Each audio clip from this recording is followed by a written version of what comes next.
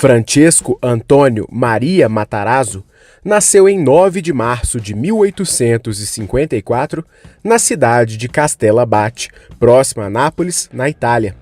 Filho de um empresário italiano, Francesco tinha uma vida confortável na Itália. Porém, tudo mudou quando seu pai foi assassinado por um suposto envolvimento com uma mulher casada. Após a morte do pai, Francesco, que era o filho mais velho da família Matarazzo, teve que assumir os negócios da família. Mas devido às várias dívidas deixadas por seu pai, bem como o momento delicado que a Itália passava após ter realizado a sua unificação, o jovem não teve êxito em manter os negócios do pai. Foi assim que, aos 27 anos de idade, ele decidiu deixar sua terra natal, em busca de uma terra que se abria para italianos, prometendo diversas oportunidades: o Brasil. A ideia de vir para o país veio depois de uma carta de um amigo da família, Francisco Grandino, que contou aos Matarazzo que estava tendo um enorme progresso com seus negócios em terras brasileiras, e que de fato se tratava de uma terra de oportunidades, ao contrário da Itália daquela época. Dessa forma, em 1881, o italiano deixou a vila de Castellabate e rumou para a cidade de Sorocaba, no interior do estado de São Paulo. Para a nova vida, Francesco traria consigo todas as suas poucas economias. Mas sua veia comercial falou mais alto, e ele decidiu converter todas as suas economias em um carregamento de banha de porco para ser vendida em terras tupiniquins. Até então, a banha vendida no país era em sua maioria importada nos Estados Unidos. O carregamento viria de navio, assim como o empreendedor. Porém, ao descarregar seus produtos na Baía de Guanabara, no Rio de Janeiro, todos os barris de banha que o empreendedor trazia para o país caíram no mar, e toda sua carga foi comprometida. Assim, no seu primeiro dia no Brasil, Matarazzo perdeu todas as suas economias e toda a sua carga. Devido ao começo azarado, Matarazzo teve que trabalhar como mascate, uma atividade comum na época, viajando por várias cidades e vendendo diversos tipos de produto. Antes de ter seus próprios negócios, seu pai também havia sido mascate na Itália. Desde cedo, Francesco foi treinado para ser comerciante, mas as condições que ele seria submetido no Brasil eram muito piores do que as quais ele havia sido treinado por seu pai para enfrentar. Trabalhando como mascate, o empreendedor começou a reunir suas primeiras economias e surgiu a ideia de ter o seu primeiro produto: banha de porco enlatada. Até então, a banha de porco era vendida em embalagens de madeira. Chamadas de barricas, as embalagens de madeira não protegiam bem o produto, que frequentemente estragava. Mas Matarazzo vislumbrou a possibilidade de enlatar a banha, que representava maior durabilidade para o produto e também permitia que a banha fosse vendida em quantidades menores, evitando o desperdício no uso doméstico. A inovação representava uma disrupção no mercado de banhas e fez com que o italiano tivesse um diferencial competitivo extremamente expressivo. Além de oferecer um produto melhor e mais durável, ele também poderia oferecer o produto em tamanhos menores, com margens de lucro maiores do que a venda em grandes barricas, como era feita pelos americanos. Assim, ele criou na cidade de Sorocaba uma pequena fábrica caseira, em que ele produzia a banha e, aos poucos, seu produto conquistava a região em que morava. No começo, Francesco comprava pessoalmente os porcos, extraía e embalava a banha. Depois, em sua carroça, ele mesmo saía vendendo os produtos. A ideia foi extremamente bem sucedida. O produto facilitava a vida das donas de casa e era mais barato do que o importado. Além disso, o produto começou a dar os primeiros retornos expressivos para o empreendedor. Se, como mascate, Matarazzo vendia produtos feitos por outras pessoas e tinha uma margem de lucro reduzida, como produtor ele tinha uma margem de lucro mais generosa, o que representava a possibilidade não só de ganhar mais dinheiro, mas também de poder reinvestir seu dinheiro na própria fábrica, produzindo cada vez mais produtos e ganhando cada vez mais dinheiro. Porém, como tudo que faz sucesso, logo surgiram os concorrentes, que imitaram sua ideia e também passaram a vender banha de porco enlatada. A chegada de concorrentes significava não apenas um desafio para conquistar novos clientes, mas também o desafio de ter de lutar para oferecer o melhor preço para o cliente, criando uma disputa pouco sadia em que era necessário cortar custos e preços para vencer os concorrentes, diminuindo as margens finais do empreendedor. Diante deste cenário de alta concorrência, Matarazzo teve uma sacada que o ajudou a vencer os concorrentes: comprar todos os porcos de todos os produtores da região de Sorocaba. A medida era extrema e arriscada, mas, comprando em massa, os custos dos porcos seriam reduzidos e a relação com os produtores locais faria uma espécie de relação ganha-ganha.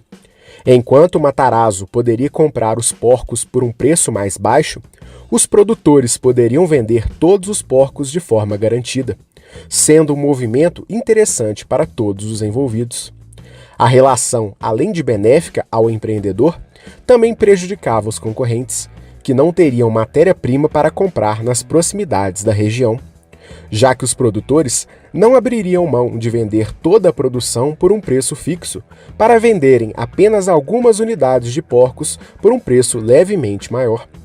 Nesse contexto, ou os concorrentes teriam de recorrer a outros produtores em cidades mais distantes, aumentando seus custos, ou deveriam deixar o mercado. Desse modo, o italiano dominou o mercado de banha no interior de São Paulo, vencendo os concorrentes de ponta a ponta.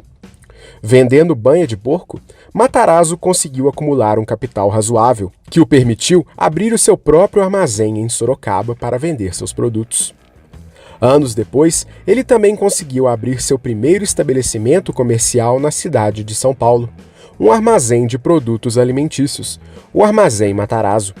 Situado no Mercado Velho, na 25 de março, o armazém representava a possibilidade de um salto na vida do empresário. Bem-sucedido no interior, na capital o italiano poderia ganhar muito mais dinheiro e ter um sucesso ainda maior. Em 1890, quando chegou, a capital tinha uma população de cerca de 65 mil pessoas. 10 anos depois, já eram mais de 240 mil pessoas, devido à expansão da indústria cafeeira na região, representando um enorme mercado consumidor que o empresário poderia conquistar. Se mudando para São Paulo, Matarazzo delegou o negócio de banhas de porco para seu irmão Andréa, que passou a gerir localmente a fábrica. Anos depois, a fábrica também teria uma unidade em Porto Alegre, no Rio Grande do Sul. Pensando mais longe, o empreendedor encontrou uma forma de maximizar o aproveitamento dos porcos que eram comprados pela fábrica, não os utilizando apenas para fazer e vender a banha do animal. Desse modo, ele passou a utilizar toda a carcaça dos porcos, vendendo tudo aquilo que era possível. A carne era vendida em cortes ou transformada em embutidos, e os ossos eram usados para produzir botões de camisas. Quase todo o animal era aproveitado e se tornava fonte de renda, atendendo diferentes tipos de cliente. Em seu armazém em São Paulo, o empreendedor vendia diversos produtos alimentícios e rapidamente se tornou a referência comercial junto aos milhares de imigrantes italianos que viviam na cidade. Naquele momento, a indústria cafeeira foi importantíssima para o crescimento da cidade e representou a chegada de milhares de imigrantes italianos para a capital paulista, que davam preferência para comprarem e fazerem negócios com outros imigrantes italianos, como o próprio Francesco Matarazzo. Francesco também ajudou a aumentar esse número. Além dele, anos depois da abertura do armazém, ele também trouxe 2 irmãos da Itália, Luigi e Giuseppe, para poderem juntos aumentarem os negócios com o nome Matarazzo. Surgiu assim a Matarazzo Irmãos, uma sociedade entre os irmãos que tinha Francesco como maior acionista. A união dos irmãos permitia a verticalização da produção dos itens que eram vendidos no armazém. Ao invés de comprar de terceiros, quase tudo que era vendido no armazém era de origem ligada ao próprio empresário e a seus irmãos. Enquanto os negócios dos Matarazzo cresciam, o Brasil começava a adentrar novos rumos. Anos antes, veio a abolição da escravatura no país, E depois veio a proclamação da República. O cenário político trazia mudanças profundas na dinâmica da economia brasileira. Surgiam novas oportunidades, mas ao mesmo tempo em que novos caminhos apareciam, as antigas fórmulas de sucesso estavam se esgotando. Nesse meio tempo, os negócios dos irmãos Matarazzo começaram a sentir o peso das mudanças e as dívidas começavam a surgir, ameaçando o futuro dos negócios. No mesmo tempo, um evento interessante começava a irromper no Brasil: a construção do Porto de Santos. O porto representava uma esperança de abertura do mercado brasileiro a produtos do exterior e também poderia representar crescimento e desenvolvimento para a região de Santos e de São Paulo capital. Nesse cenário de crise nos próprios negócios e do surgimento do Porto de Santos, Francesco Matarazzo teve uma ideia aparentemente maluca e que quase ninguém acreditou: vender farinha de trigo importada do exterior. A farinha de trigo era a base de vários alimentos no Brasil, mas de modo geral era importada de outros países, como os Estados Unidos. Para o empreendedor, com a criação do Porto de Santos, a atividade de importação da farinha americana diretamente para a região paulista, por meio de navios, poderia ser altamente lucrativa, ainda que se tivesse muitos riscos. A farinha poderia ser vendida tanto para produtores de alimentos como para o consumidor final nos estabelecimentos de Matarazzo, assim como para distribuidores nacionais de farinha, apresentando múltiplas possibilidades de ganho e lucro. Ainda que o raciocínio fosse promissor, os irmãos de Matarazzo não acreditaram na ideia e ameaçaram romper a sociedade com Francesco se ele realmente se arriscasse na importação de farinha. Sem apoio dos sócios, o empresário chegou a tentar empréstimos com bancos e empreendedores de sucesso da região paulista para financiar sua nova ideia, mas também não teve êxito. Ninguém acreditava na sua ideia. Porém, sua visão falou mais alto, e o próprio Francesco decidiu tomar uma medida agressiva. Vendeu as fábricas de banha da família, o que custou à sociedade com os irmãos, que não mais o acompanharam desde então. Com o dinheiro que recebeu após a venda e o fim da sociedade com os irmãos, Matarazzo investiu todo o seu dinheiro na ideia de importar e vender farinha de trigo. Além de estar 100% envolvido com o novo empreendimento, Francesco conseguiu trazer outro irmão para lhe ajudar, Andrea Matarazzo. Reunidos, os irmãos criaram um novo negócio, a Matarazzo S.A. A iniciativa começou importando farinha de trigo dos Estados Unidos. A farinha chegava pelo Porto de Santos e a ideia foi um grande sucesso. Rapidamente, a farinha dos Matarazzo conquistou diferentes consumidores no mercado nacional, sendo até mais barata do que a farinha nacional na região paulista. O sucesso da importação foi tão grande que Francesco também importou outros produtos para o Brasil através de seu negócio, como arroz e outros cereais. A nova empreitada tornou Francesco Matarazzo imensamente rico, a ponto de o italiano erguer uma mansão na então recém-inaugurada Avenida Paulista, que mostrava a toda a sociedade paulista a sua riqueza. Apesar de discreto de modo geral, a mansão do italiano era uma prova de que seus negócios eram sólidos e de que o seu nome era sinônimo de sucesso. Logo, ele se tornou uma referência de sucesso na cidade, não só para os paulistas, mas também para outros milhares de imigrantes italianos, que, assim como ele, vieram para o país em busca de oportunidades. Surfando em um sucesso impressionante, Matarazzo sofreu seu primeiro grande golpe. Cuba havia se tornado independente da Espanha, e a relação do novo país independente com os Estados Unidos fez com que a relação entre americanos e espanhóis estremecesse. A qualquer momento, uma guerra entre os dois países poderia ocorrer. E em caso da concretização da guerra, a farinha de trigo americana poderia não ser mais enviada para os importadores do mundo em geral. Por conta desse cenário, a mera possibilidade de uma guerra fez com que a farinha de trigo começasse a ficar escassa para exportação nos Estados Unidos. Logo, com menos oferta de farinha, o preço final do produto importado pelos brasileiros ficava cada vez mais caro. Como Matarazzo era um dos grandes importadores, a farinha que ele distribuía ficava cada vez mais cara em relação aos demais concorrentes nacionais. Nesse momento, Matarazzo foi pessoalmente à Argentina, tentar trazer farinha de trigo local para o Brasil, na esperança de conseguir um preço melhor para o consumidor final. A manobra era arriscada e o empreendedor seguiu seus instintos contra o conselho de amigos e outros empresários do ramo. Até então, havia um tratado entre o Brasil e os Estados Unidos para a importação de farinha, que garantia um desconto nos produtos americanos. Diferencial que não existia em relação aos produtos argentinos, já que naquele momento, Brasil e Argentina não tinham laços comerciais estabelecidos naquele mercado. Após celebrar um acordo com os argentinos para a compra de farinha de trigo, o preço da farinha argentina se tornou muito mais caro do que a farinha brasileira, devido aos custos de frete, à época do ano e também devido ao fato do preço da farinha nacional também ter se tornado mais baixo. Nesse contexto, a empreitada do empresário havia se tornado um enorme fracasso. Para completar, a carga que ele havia encomendado do país portenho ficou presa durante o transporte ferroviário, devido a um problema no trem que trazia os produtos.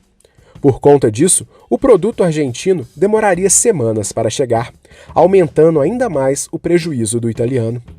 Nesse meio tempo, um evento ajudou Matarazzo. A guerra entre os Estados Unidos e a Espanha se concretizou. Desse modo, não haveria mais farinha americana para ser importada. Por conta disso, na prática, somente Matarazzo teria farinha importada no Brasil, enquanto outros importadores ficariam sem a quem recorrer. Nesse momento, o empreendedor vislumbrou um novo cenário e vendeu a farinha argentina por um preço até então inimaginável, pois o preço da farinha de trigo em geral havia disparado. Desse modo, a operação teve um pouco de sorte e fez com que o empreendedor tivesse grande lucro na operação.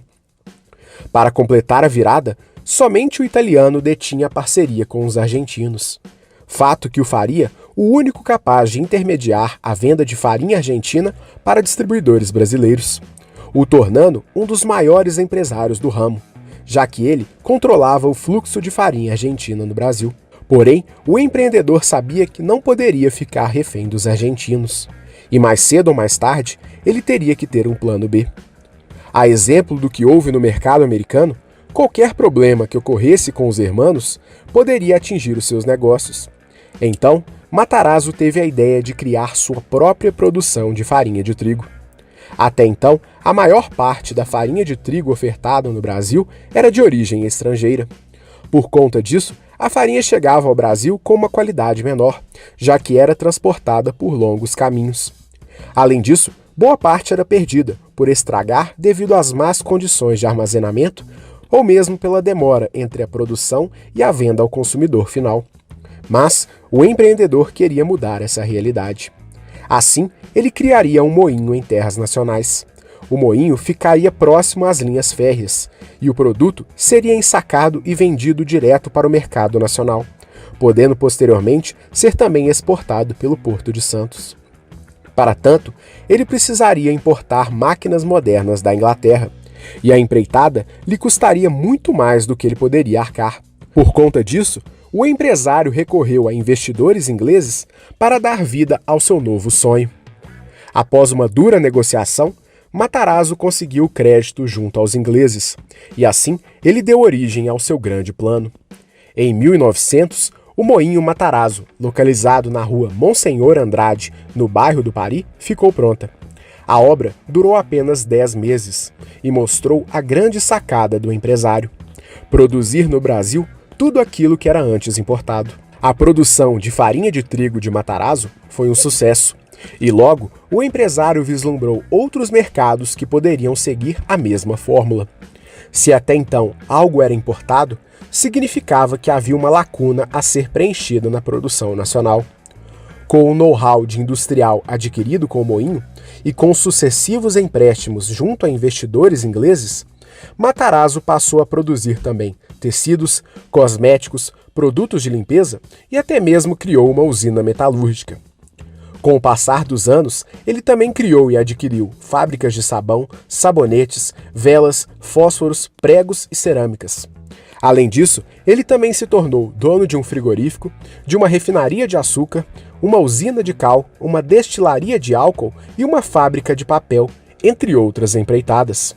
Ao todo, foram mais de 200 fábricas sob o controle do magnata, consolidando o maior complexo industrial da América Latina em sua época. Posteriormente, o empreendedor se arriscou até mesmo a ter sua própria instituição financeira.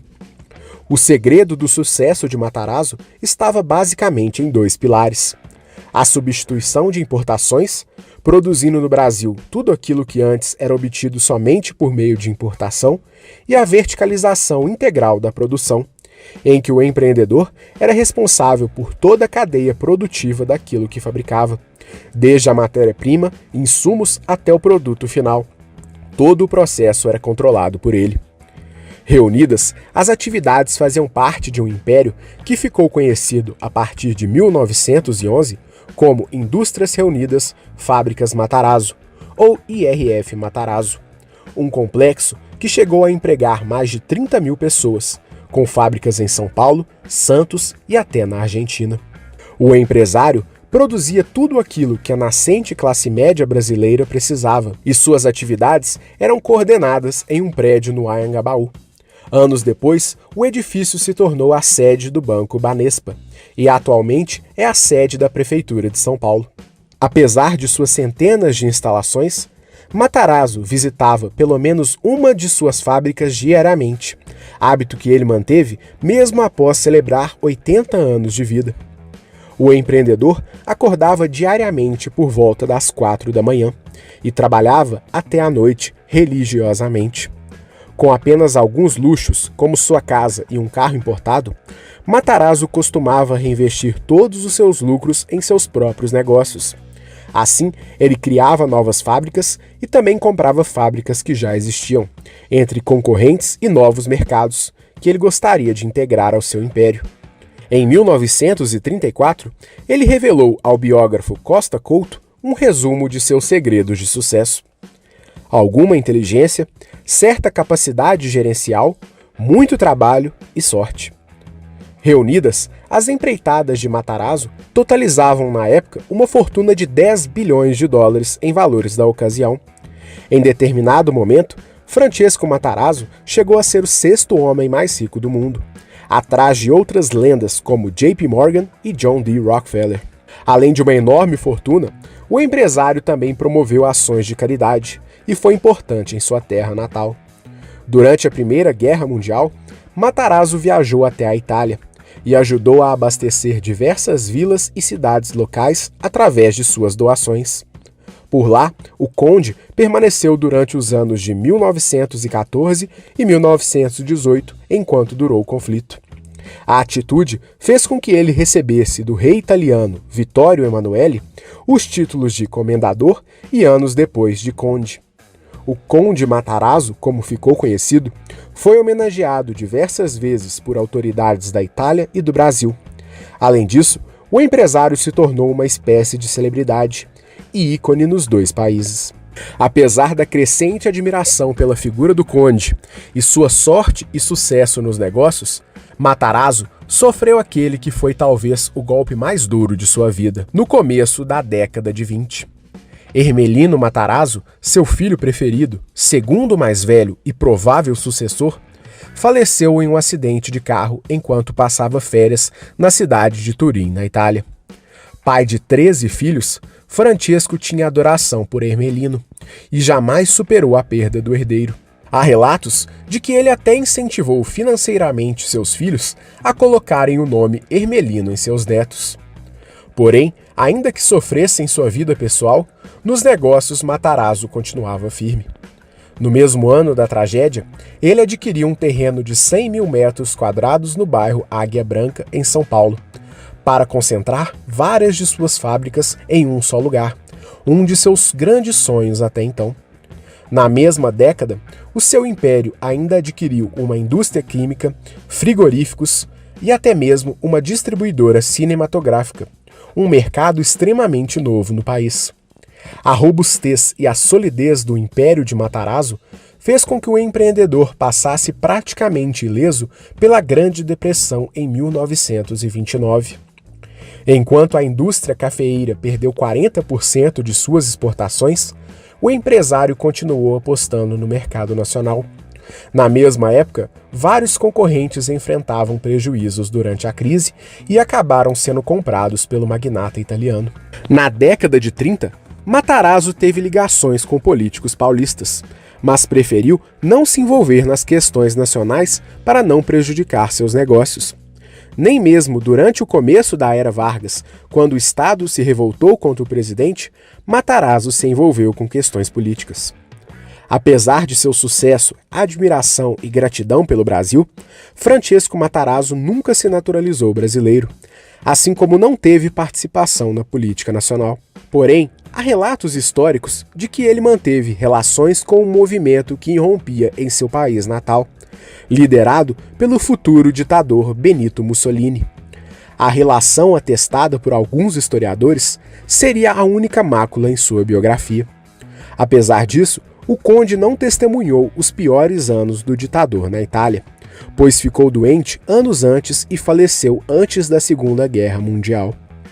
De todo modo, Matarazzo foi se retirando pouco a pouco dos negócios e teve uma velhice com vários problemas de saúde.